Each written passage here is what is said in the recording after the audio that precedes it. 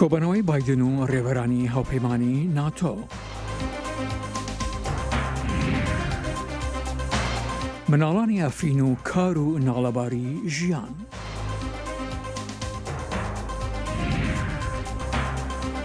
پیاوێکی 70 ساڵە یارمەتی دراوسەکانی دەدات.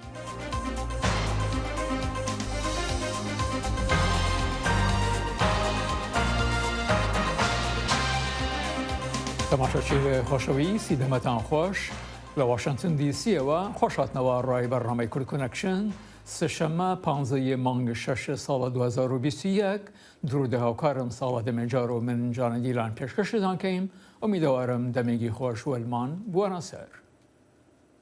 سلااوورێز سەرۆکی ئەمریکا جۆ بایدن ئیرۆ بە هەفبەندێن خۆیان یەکێتیا ئەوروپیرا کۆم دەبە پشتی بەداوی ئانینا کۆمجیڤینا لەگەل سەرکردەی ناتۆیە دوه دشەمێ و بەری کۆمبوونەوەیە پلانکیری سبا چهارشەمێ لەگەل سەرۆکی رووسیا ڤلادیمیر پوتین.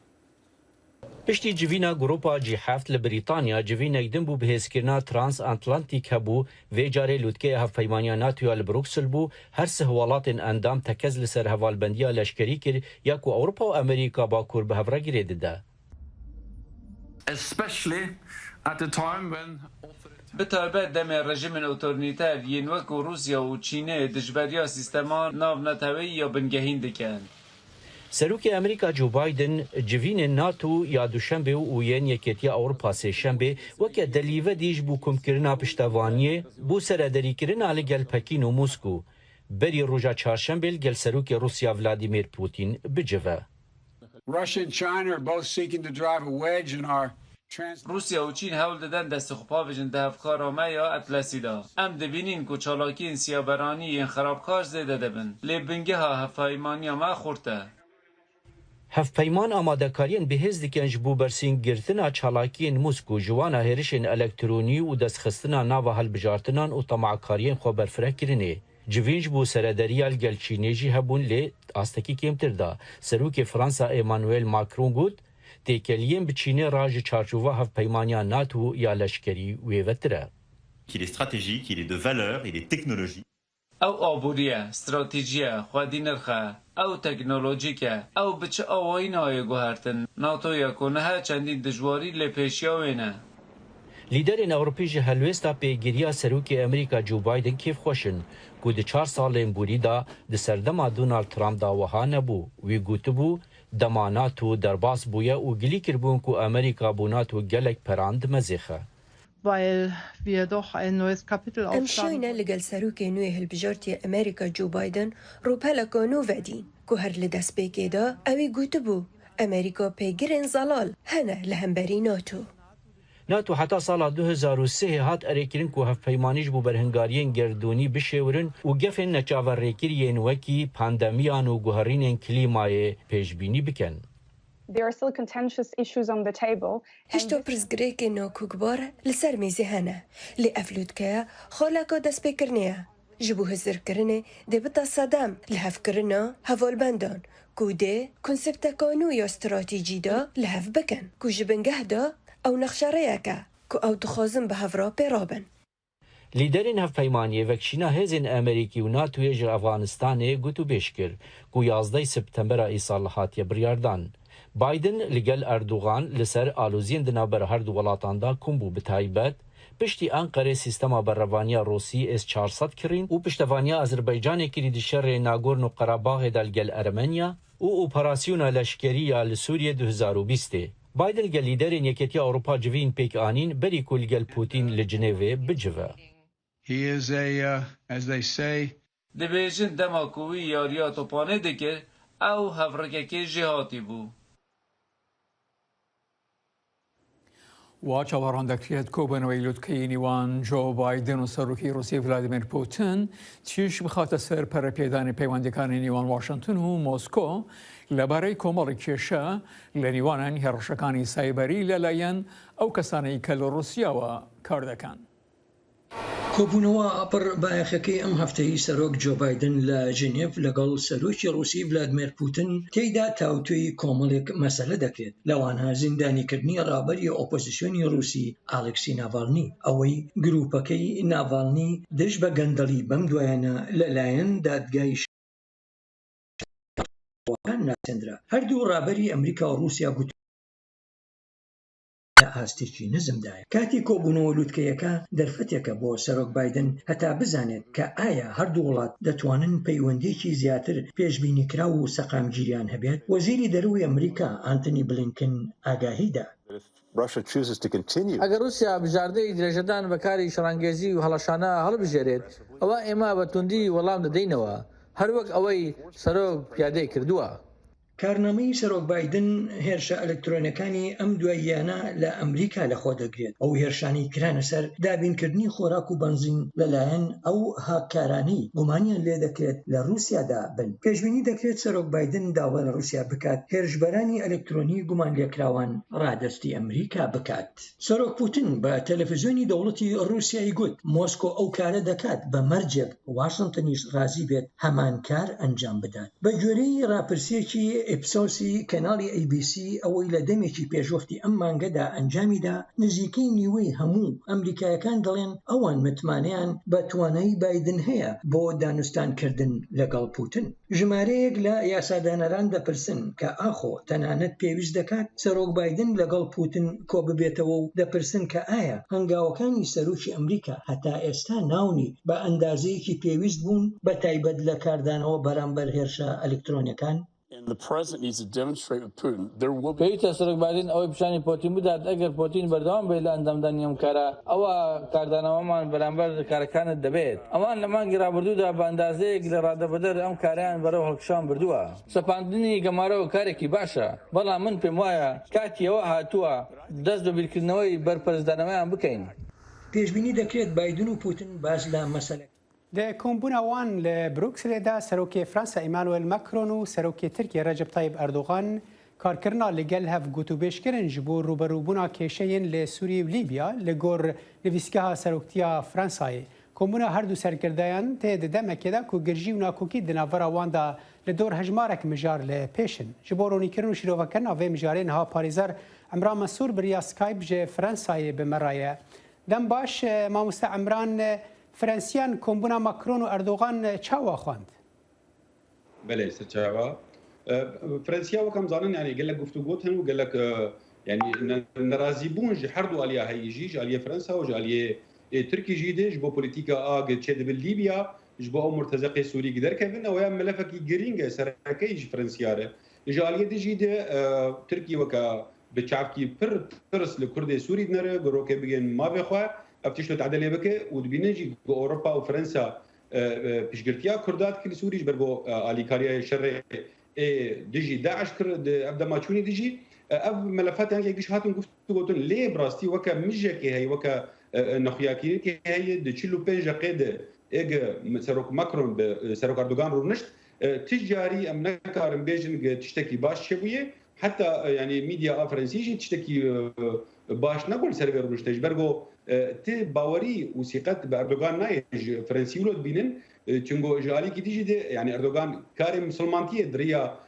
komîtê xwenî êl vir li erda Fransa weke cemîyata bi kar anî bû berî 6 meha yanî ev karyan giş nêrnamede wê باشە کێکی ئەمران ینی فرانسا و تورکیە dikarin li dor Sûriye çawa hevrêziyê li hev bikin di navêra hevda bikin di demekê de ku em dizanin nakokiyên wan li darin Fransî di nava koalîsyona navnetewiya dijî Daişê dane li Sûriye li ser erdêne û nerazîne li hebûna Tirkiye li wan herêman û em dizanin ku Macron jî gelek rexnet vê derbarê da li Erdogan kirin. Çawa dikarin hevrêziyekê li nava Sûriye bikin? Fransî herî nerazî ji derbasbûna a Tirkî lê rastî belkî razî bana gine ev çekdarê musulmantî ev bi Tirkî ratine. Helbet razîbûnek Emerîkî heye ji destpêkê de Tirkî derbasî Sûrî bibe çetir jê erda bigire Tirkî İran bigire ji ber got Tirkî hilfanat deye yan jî Rûs bigirin. Ev karê hanekî birastî dibe bireza Emerîkiyan ne bireza a Fransiya lê berê em zanîn jî Fransî ji Emerîkanan dilê wan naşkirin. Ji alîkî dijî de Emerîka bi dilkî xurt ji Tirkiyê re mektûbî şandine gê divê dev ji Rûsya berde û tekev helpê me de. Emerîka bi sereke li Ewropîya nere weke helîfekî xurt nekar lê wan bêre û zanî pê melefê ê penabera لسر حدود اوروبا قلقي خطر اوروبياره وتركي بيوارد ليزيجي نابونا مابونا تركي وهابونا تركي لسوري ويبدلي اوروبيا وبدلي امريكانا باجي هاجر اف تغيير ديموغرافي جعفرين شينبا هاجر اف جقدار المسلمان ارهاب تركي نشان دبا سوري نشان دبا ليبيا ونشان دبا اذربيجان تركي وكا قوتك هيزكي خرط بر الناتو تصريحات ناتو قوتن براستي يعني جاليه ناتو به جاليه سروك بايدن به جاليه سروك ماكرون به برازاي هاتي قوتن بيدر به علي تركي دي لي افجش كبواري عاطفيتي دي براسي ناكبواري تشتكي خياني لبشيا شعبا چونگو وزير اي دفاع اي يعني اي باراستنا تركي جي تشتنقل كي خرد قوت اندجي اي مرتزق اي سوري شاندن ليبيا اي فرنسا دبين جرين قدر كيفن جبرغو اوجد بب وراك وكا افغانستان رو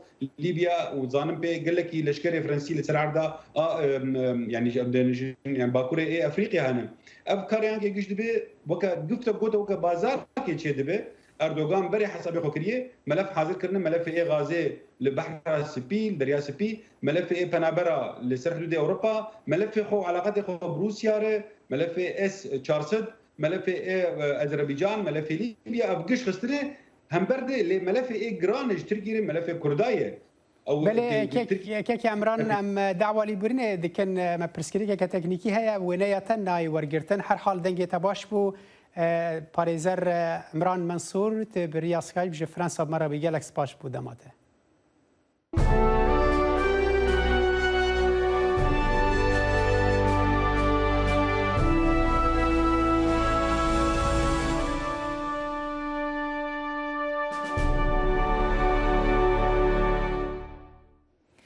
کۆماری ئیسلامی ئیران هەر لەو کاتێدا مەزراوە و هاتووەتە سەردەسەڵات هەر 4 ساڵێک هەڵبژاردنێک ئەنجام داوە بۆ لێکدانەوەی ئەم بابەتە کاک سید هێمن سەیدی لێکۆڵەر و چاودێری کاروباری ڕامیاری ڕاستەخۆ لە ڕێگای سکایپەوە لە لەندەنەوە لەگەڵماندایە.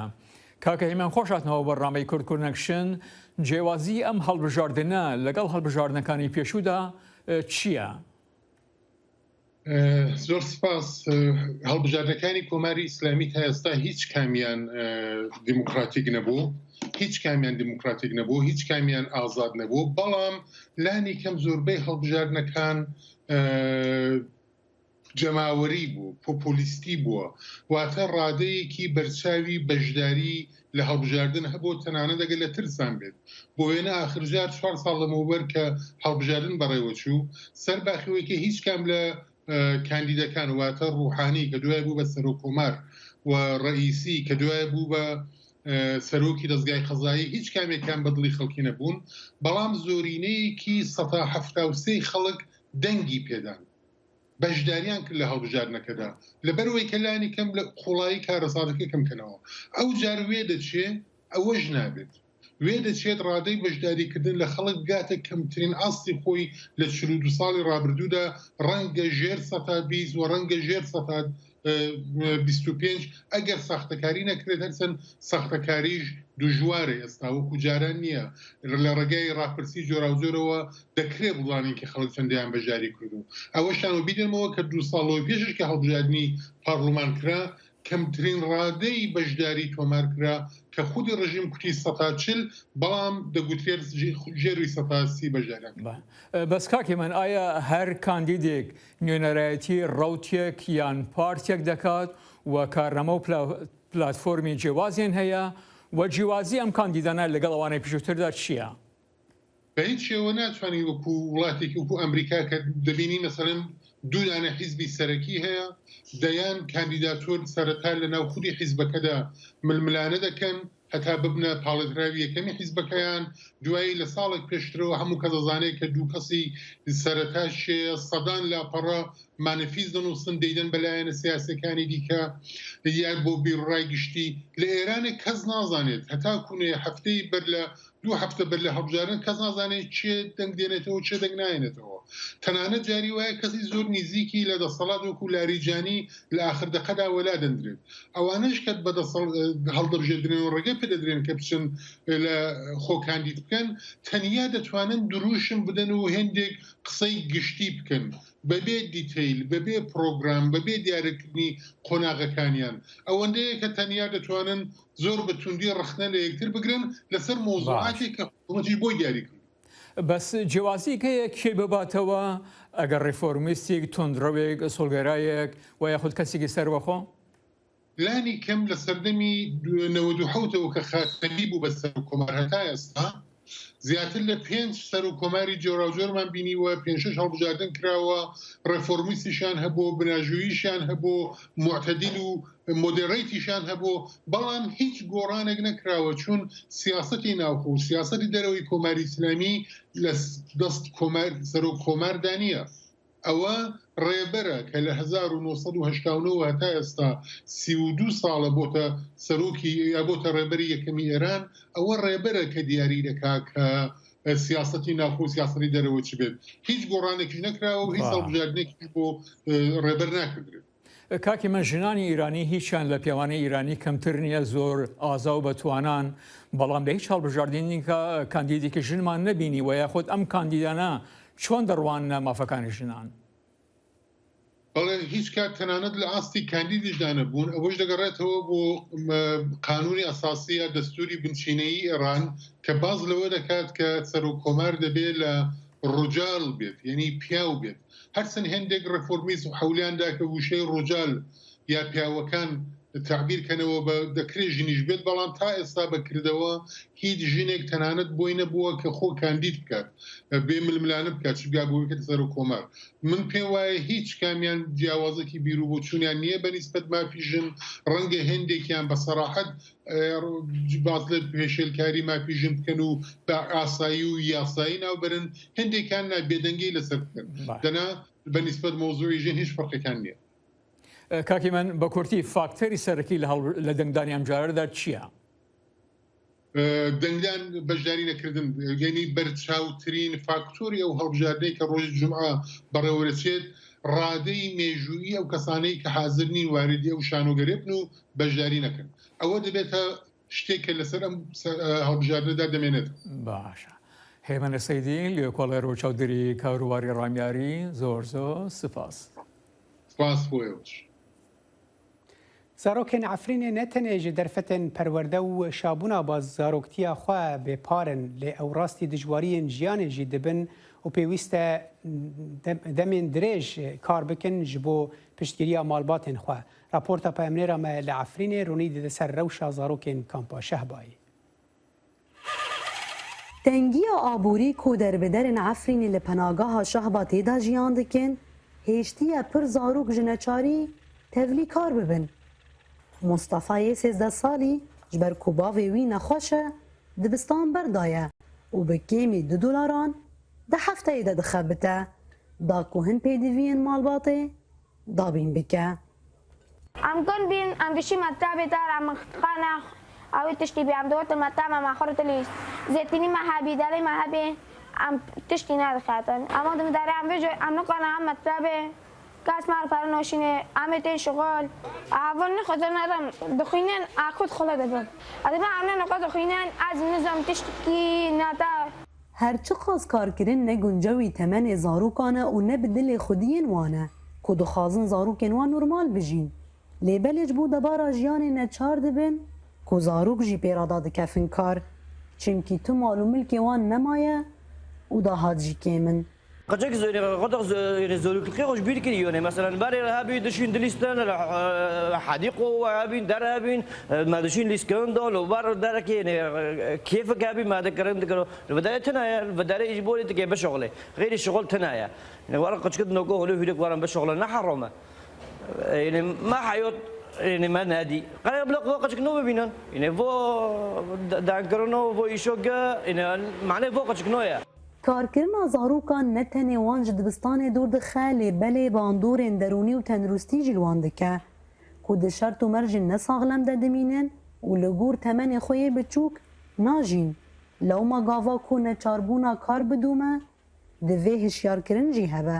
ایش خوندنی دردخه در باز کردگی گرک دیسو توایی که به خطری ویتشتی لانه تمنک وی بچوکه شون اولی دبستونه به و اولی تربوی به و بن کنترلی مولبتی به خاصة ساعات العمل جيبرا يعني سبي دارن جرا إيفوريتين بن كنترولي مولباتي درد كافي بن كنترولي إنسانك إيكي كور بعلمينا يعني أفجي براستي خطرك سر زارو كدمه دروجا جیهانی یا روبروبونا کارکرنا زاروکان ده زاروکن عفرنین در بدر و خودین وان بیچارنه او نتنج جهوار خودورن لیبله بگلک دو جواریان را روبرونه کلشون زاروک فیری موزیک و نسازیه ببن او دکارن زحمت ده دخبتن نوروز را شدنگ امریکا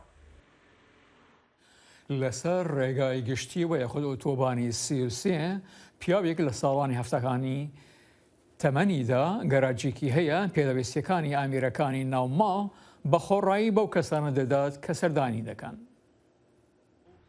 هەر کەس ڕوو لەم شوێنە بکات بەدەستی خاڵی ناڕواتەوە. 15 ساڵە ژیانی خۆی بۆ خەڵک تەرخان کردووە. ئەو خۆی بە فەرمانبەری خودا دەزانێت. ڕۆژانە وەک هەر کارێکی تر زیاتر لە 10 کاتژمێر لە گەراجەکەیدا سەرقاڵە. من لە خزمەتی خوددام نەوەک خەڵک هەندێک جار خەڵکی تریش دەخوازن کاری لەم چەشنە بکەن بەڵام بۆ نایکەن خەڵکن سەردانی ئێرەیان کردووە و لە ئوسترالیا و کەنەدا وەک ئێرەیان کردوێتەوە. لەم سەردەمی ڕاکەڕاکەیە بە دوای ژیاندا دەگمەنە خۆ یەکلایکردنەوە بەم شێوەیە لە ماڵەکەشیدا شوێن خەوەکەی ڕوونی ئەکاتەوە ژیان لە سەردابێکدا و ژووری نووسنەکانی بۆ لێ قەوماوەندا ناوە. دێن بۆ ئێرە هەرچیەکیان هەبووە لە دەستیان داوە یارمەتیان دەدەم و جێگەیان دەکەمەوە بەڵام بەو مەرجەی کار بکەن و ماوەیەک لێرە پارە کۆ بکەنەوە تا دەتوانن پێشەکی خانوو بدەن و شوێنێک بەکرێ بگرن ئەوسا لێرە دەڕۆن. شارن کچێکی خەڵکی مەکسیکە یەکەم جار سەردانی ئەم شوێنەی کردووە ئێستا کۆمەکێکی هێناوە دوای بیرروڕاکەی ئەم سۆفیە کەوتووە لە خەڵکەوە بۆ خەڵک. بەڕاستی سەرسامی کردم کە چۆن ئەم کارەی گرتوۆتە ئەستۆ ئەو هەموو شتانە کۆ دەکاتەوە و گرنگیان پێدەدات.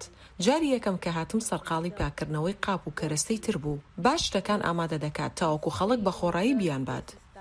لە وڵاتی گەورەدا کێشەی مرۆڤەکان گەورەتر و ئاڵۆزترن تەنیا بوون یەکێکە لەو گرفتانەی دەبنە هاوڵی زۆر کەس خەڵک تەنها بۆ ئاڵوێرکردن و بەخشین ڕوون لەم گەراجە ناکەن. خەڵکێک دێنە ئێرە بۆ ئاڵوێرکردن خەڵکێک هەست بە تەنیایی دەکەن دەیانوێت قسە لەگەڵ کەسدا بکەن و کەسێک گویان لێ بگرێت من ئامادەم هەموو کات گویان لێ بگرم. شوێنی خەو و شوێنی کار بەو کارتۆنانە تەنراوە بە شێوەیەک کەلوپەلەکانی ڕێخستووە ڕوونە کاری زۆریەوێ هەموو کات ئاسوودەی ناخ بە ئاسانی دەست ناکەوێت ئەو دەڵێ ئاینم نییە بەڵام خۆیەک دەناسم هی هەموو مرۆڤایەتیە. هیچ پارێک بۆ خۆم هەڵناگرم خوددا نەیوت و ئەگەر پارە دەست نەکەوێت ئیتر هەست بە خۆشی ناکەیت من فەرمانبەری خوددام ئەو ئاگای لە من دەبێت. شوێنەکەت جێ دێڵیت وەلێ خەیاڵدانت پیاوێکی سۆفی ئاسا پڕی دەکات لە بەهای مرۆڤایەتی لە سەردەمێکدا کە ژیان لە ئەوجی ئاڵۆزیدایە. یەحیا بەرزنجی دەنگی ئەمریکا شاری پێنلێر ویلایەتی ڤێرجینیا. کۆمەلەیە ژینگەهەیە یاوانێ چەفدەر و پلاتفۆرما ژینگەها ترکیە di roja cîhaniya jîngehê de xwest hin çavdiriyan li ser çemê erdîş bikin û raportekê li ser pîsbûna jîngehê amade bikin lê ew ji aliyê hêzên ewlekariyê ve hatin bendkirin. Li vî çemî koçberiya masiyan îsal bi awekî lezgîntir bû. Komeleya çevder nîşan bi wêyekê dide ku avakirina bendan û kêmbûna ava çeman û pîsbûna jîngehê sedemên vê rewşê ne. Jîngeha navdariya bajarê Wanê ku stran û kilamên Kurdî xemilandiye niha bi qirêjbûnê ve rûbrûmaye. Behra Wanê, çem û rûbarên wî bajarî her diçe qirêjtir dibe. Komela Jîngeha Wanê çevder û platforma Jîngeha Tirkiyê bi mebesta 5 Hezîranê roja jîngehê ya cîhanê xwast li bajarokê Erdîşa Wanê hin çavdêriyan bike û li ser qirêjbûna jîngehê raporekê amade bike û bi dezgehên ragihandinê ra parve bike. لی اوج عالیین هزین اولکاریه و هاتن استن کرن. هزین اولکاریه سدما دستورندایینا چالکیه بریارا والتیا وانه کو اف 5 سالن خو پیشاندان و داخیانیا قدخد که نیشاندا. جبروی چف درجی لآواهی کمالا خو پرس کنفرانس اکساس کرد. Aslanga ku hatiye danan jik peşemeda zaten ev bu ku em nebinin û em nişa çapemenî nedin. İş buna hindi net bitini emniyet müdürlüğü veya em bejin jandarma ev tedbir standa bu. Ev tedbir bi desti valiye vani hatı bu standını. Dema endamên çevderê li ser çemê erdişê çavderiyên xwe dikirin hat dîtin ku koça masiyên wane îsal zû qediyaye. Aslan wek sedema vê rewşê çêkirina bendavan kêmbûna avê û qirêjbûna çeman nîşan da. Ew îklîma hatiye guhorinî bi destê insana tête guhorinî. Ew çemû robarê ku hesil ser têne çêkirin. Ew xwezaya ku bi rojana tête tahrîb kirin. Ew jî îklîma vê welatê guhorîtin. Çemê wê av pêda nayêtin. Ew ava têtin jî bi jahriye zehra yani hem lam têtenav hem jî gele yek qirîje neparzandin tête dadkefte nava behrewanî da. Aslan herî dawî bangewaziya rûnişvanên wanê kir û got ku jîngeha bajarê xwe û welatê xwe biparêzin. Gelê wanê xwecihiyê vê welatiye. Li vê welatê dicîtin hem bayê wê hem ava wê hem xwezaya wê hem ihtiyaca vê welatê pê heye. Li welatê xwe xwedan derbikevîtin. Ev jî bangewaziya min e sedê sed cihê ku gel lê bijîtin bête tahrîbkirin ew gel gerek li xwezaya xwe xwedan derbikevîtin. Hêja bîrxistinê ku netewiyên yekgirtî di sala 1972 da li paytexta İsveçê 5 Hizîranê wek roja jîngeha cîhanê qebûl kiriye û her sal di vê rojê da ji bo balkişandina ser parastina jîngehê çalekî tên li darxistin. Arif Aslan, Dengê Amerîka, Wan. Belê bînerên hêja bajarê Wanê yek ji bajarên Kurdanên herî ciwan e bi rastî bi xwerist û keş û hewa xwe mixabin ku wiha pîsbûn lê çê dibe û pêwîst e bi rastî ku desthilatdar vê yekê bala xwe bidin ser bawayekî rasterast çareser bikin. Em dizanin guhertina keş û hewayê li cîhanê tev de bûye pirsgirêkek lê dema ku destê mirov jî tê de hebe wê demê rewşîn xerabtir dibe û tenê kesê ku ziyanê dibînin ew kesên sivîlin welatiyên bajarê Wanê ne. Bajarê Wanê bajarekî ciwan e bi xwerista xwe bi hêviya ku ew her wiha bimîne. Li vir Kurd Connection îro bi dawî tê ta cara bê her şad û bextewar be.